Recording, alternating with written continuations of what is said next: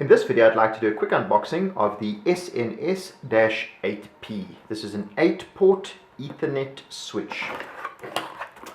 Inside of the box, we have our switch itself, the user manual, and the appropriate power supply. Just want to show you the switch quickly there.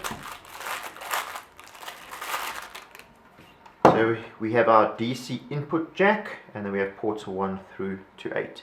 So there's a few things I just want to mention about this. Number one, this is a gigabit switch. It will also work with 10/100 base networks, but it'll work with any gigabit device. It is an unmanaged switch, so what that means is it doesn't have an interface for a person to log into and do VLAN configuration, things like that.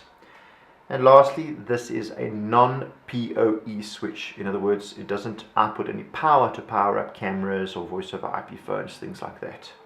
I've had a couple of questions about people asking where to plug in the cable. On this particular model, there is no dedicated uplink port. You can plug the backhaul cable on any one of these 8 ports. That's it. It's quite straightforward. If you guys have got any questions or comments, please feel free to make them below or get in touch with one of our branches. We'll do our best to assist you.